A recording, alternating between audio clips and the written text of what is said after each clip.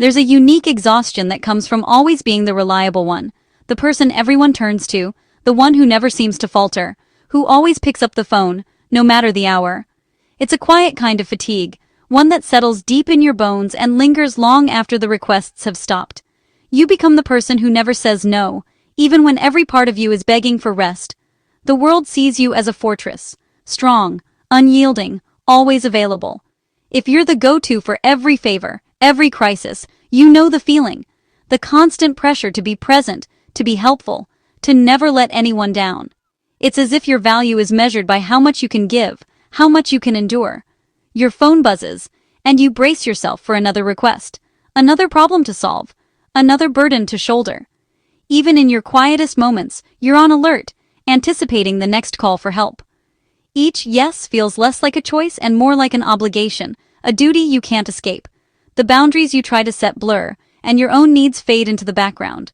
Outwardly, you're praised as dependable, a team player, the one who can always be counted on. People admire your strength, your willingness to help, your unwavering support. But inside, you're torn between wanting to help and desperately needing to protect your own peace. There's a growing tension between your desire to be there for others and your longing for solitude, for space to breathe. Every time you agree against your better judgment, it chips away at your well-being.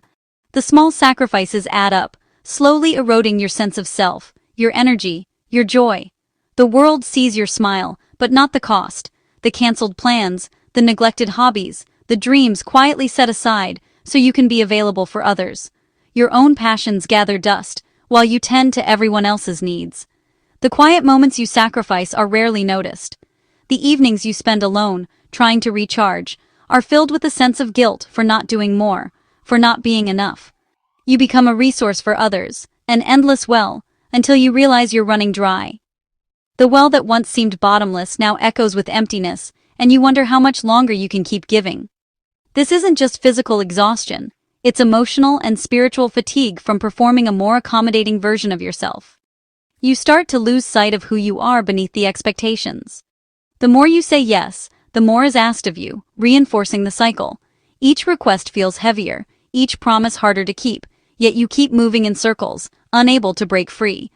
The gap widens between the person you show the world and the one you truly are. The mask of reliability grows heavier, hiding the exhaustion and the longing for relief. Beneath it all, you're silently drowning beneath the weight of it all, hoping someone will notice, hoping you'll find the courage to finally put yourself first. This reflexive niceness isn't pure generosity, it's a shield built from fear. The compulsion to be too nice is driven by a deep fear of conflict or disapproval. You say yes to avoid discomfort, even if it means sacrificing your own needs. You become hyper-vigilant, always scanning for signs of tension, desperate to keep the peace. Small acts of self-erasure, agreeing to plans you dread, hiding your opinions, are attempts to manage others' perceptions. Often this pattern began in childhood, where compliance felt safest. As adults, it becomes automatic, a survival strategy long past its usefulness. Ironically, this effort to be liked can backfire. People may appreciate your utility, but not respect you. The fear of being disliked can become a self-fulfilling prophecy, as your needs and limits are overlooked. Boundaries teach others how to treat us. They're not just invisible lines, they're the rules we set for how we want to be treated, respected, and valued. When we communicate our limits clearly, we show others what's acceptable and what isn't. But when we fail to set boundaries, we unintentionally invite people to walk all over us. This is what's known as the doormat effect. It's not always obvious at first, but over time, the pattern becomes clear. Every time you agree to something that violates your limits, you're sending a message. Your boundaries don't matter, and others can ignore them. This silent lesson is learned quickly by those around you. It's subtle, like staying late at work, even when you're exhausted, just to avoid disappointing someone or to be seen as a team player. Or always listening to others' problems, but never sharing your own, leaving your needs unspoken and unmet. Or answering texts at all hours, even when you desperately need rest or time for yourself. These small concessions might seem harmless, but they add up. Over time, they signal to others that your needs are always secondary, and that your time and energy are up for grabs. Most people aren't villains, they're simply responding to your cues. If you never say no, they assume it's always yes. If your boundaries are soft or inconsistent, people learn they're negotiable, and they'll keep pushing until you push back. The result? Your life becomes reactive, dictated by others' demands and expectations, rather than your own priorities. You hand over control of your time and energy, leaving little for yourself or the things that truly matter to you. The frustration is real, and it can build into resentment or burnout. But it's crucial to recognize your role in this dynamic, because that's where your power lies. Change starts with understanding you never put up a fence. If you don't define your boundaries, no one else will do it for you. You taught them the path. Now it's time to close the gate, to show that your limits are real and deserve respect. Boundaries are your responsibility to set and enforce. When you do, you reclaim your time, your energy, and your self-respect.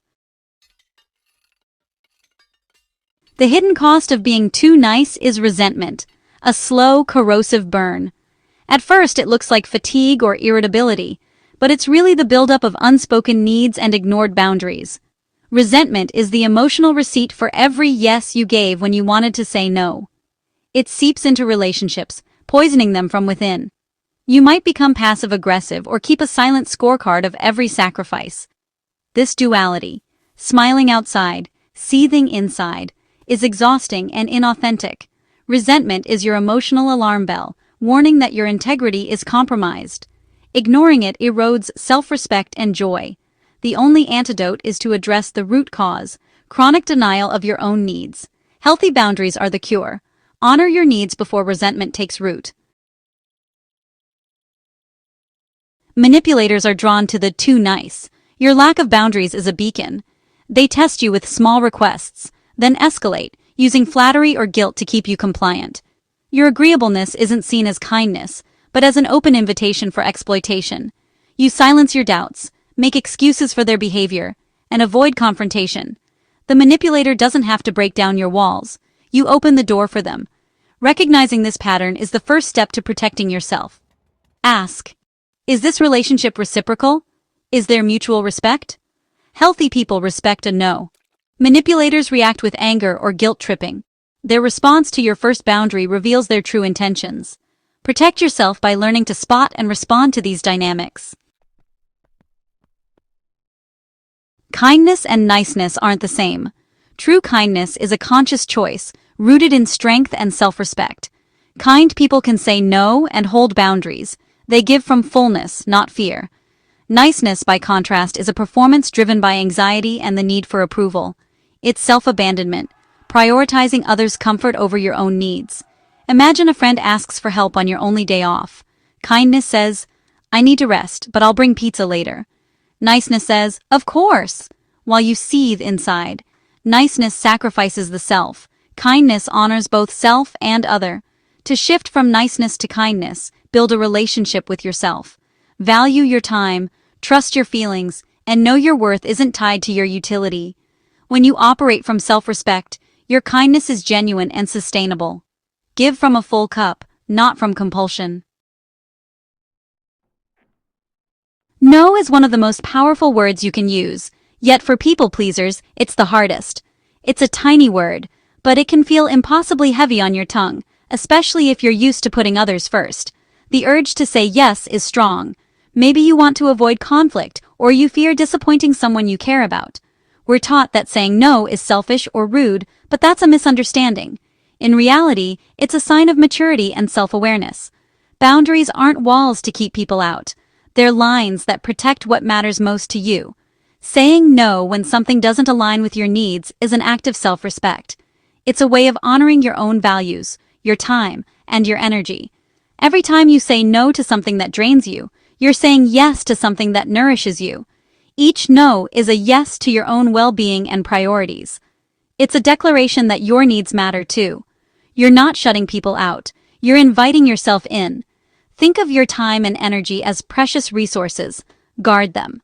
Just as you wouldn't let anyone take your last bit of food or money, don't give away your time and energy without thought. Learning to say no is a skill. It feels uncomfortable at first, but gets easier with practice. The first few times might feel awkward, but with each attempt, you'll notice your confidence growing. Start small. No, I can't make it. Even a gentle, honest no is enough. You don't have to justify or apologize for protecting your boundaries. No, I don't have capacity. Or, no, that doesn't work for me right now. These simple phrases are powerful tools for self-care. You don't owe anyone a long explanation. No is a complete sentence. Trust that your boundaries are valid, even if others don't immediately understand. The catastrophic consequences you fear rarely happen. Most people will accept your no and move on, and those who don't may not have your best interests at heart. People begin to respect your time and see you as someone with a strong sense of self. Your relationships become healthier, built on mutual respect rather than obligation. The discomfort of saying no is a small price for authenticity and self-respect. Over time, you'll find that your life feels lighter, more intentional, and more your own. Your life becomes your own. You reclaim your time, your choices, and your peace of mind. Practice saying no. It's the gateway to freedom. Each time you do, you're choosing yourself, and that's an act of radical self-respect. Beneath the fear of saying no is the fear of disappointing others. For people pleasers, letting someone down feels like failure. But you have the right to disappoint others. It's part of being human. You're not responsible for managing other adults' emotions. Reclaiming your agency means letting people handle their own feelings about your boundaries. This is liberating. You're free to make choices aligned with your values, not others' expectations. Those who truly care will respect your choices even if disappointed. If someone can't handle your boundaries, their affection was conditional all along. Imagine your life as sacred ground, yours to protect and cultivate. For too long, you've left the gates open, letting others trample your peace. Now is the time to build boundaries, not walls, but gentle fences that protect your well-being. Boundaries are not selfish. They're essential for your peace and growth. They define where you end and another begins, guarding your energy and dreams. Saying no is a courageous act of self-care. Honor your exhaustion and your right to protect your peace. Your boundaries are your birthright, the architecture of your self-respect. Guard them fiercely. Your life is your own. It's time to claim it.